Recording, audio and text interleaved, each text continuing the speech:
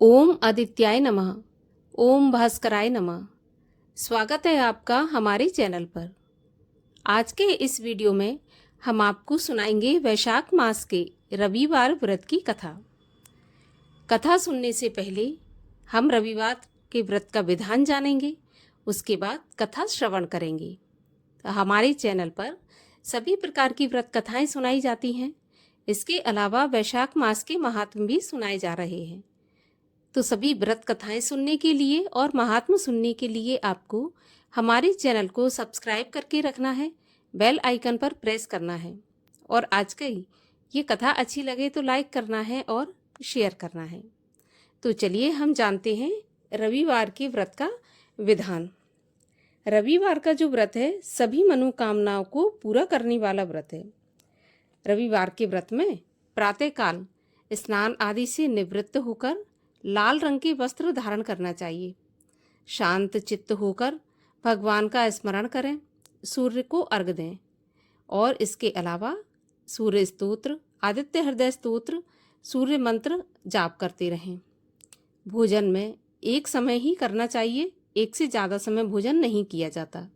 भोजन तथा फलाहार सूर्य के प्रकाश रहते ही कर लेना चाहिए, अर्थात जब तक सूर्य अस्त नहीं होते उससे पहले पहले आपको भोजन या फलाहार ले लेना है। अगर आपके भूखे रहते सूर्य अस्त हो गए, निराहार रहते हुए सूर्य अस्त हो गए, तो फिर आप अगले दिन सूर्योदय होने के बाद, सूर्य को अर्घ देने के बाद ही अपने व्रत का पारण कर सकते हैं। सूर्य भगवान के व्रत में नमक का सेवन नहीं किया जाता है। कहा जाता है कि अगर रविवार के दिन नमक का सेवन करते हैं तो जीवन में कई प्रकार की बाधाएं उत्पन्न हो जाती हैं एवं काम में रुकावटें भी आती हैं। तो रविवार के दिन नमक का त्याग करना चाहिए। और इस व्रत के करने से क्या होगा? इस व्रत के करने से मान सम्मान बढ़ेगा, शत्रु परास्त होंगे, धन धान्य की प्राप्ति होगी, शिक्षा में उन्नति होगी। इसके अलावा जो भी शारीरिक पीड़ा है उसमें भी आराम मिलेगा।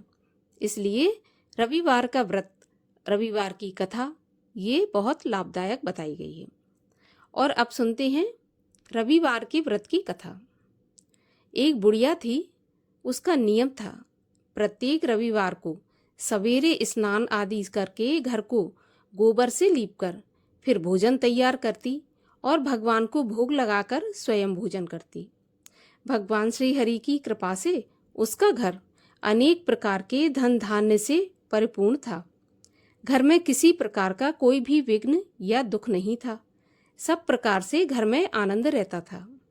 इस तरह कुछ दिन बीत जाने पर उसके एक पड़ोसन, जिसकी गाय का गोबर लेकर आती थी और लीपती थी, वह विचार करने लगी कि यह बुढ़िया सदा मेरी गाय का गोबर ले जाती है, इसलिए अपनी गाय को घर के भीतर बांधने लग गई।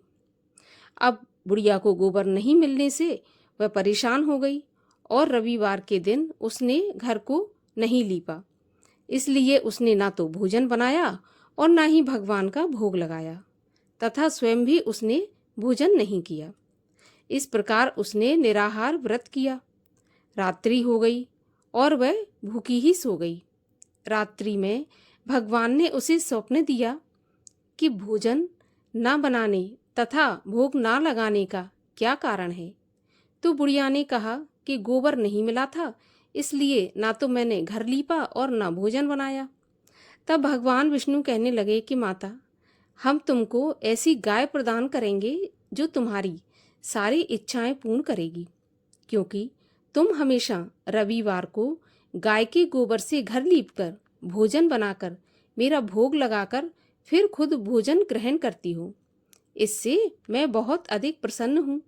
मैं निर्धन को धन और बांझ स्त्रियों को पुत्र देकर उनके दुखों को दूर करता हूँ और अंत समय में मोक्ष प्रदान करता हूँ। सपने में ऐसा वरदान देकर भगवान अंतर्ध्यान हो गए। सुबह जब वृद्धा की आंख खुली तो वह देखती है कि आंगन में एक सुंदर सी गाय और बछड़ा बंधे हुए हैं।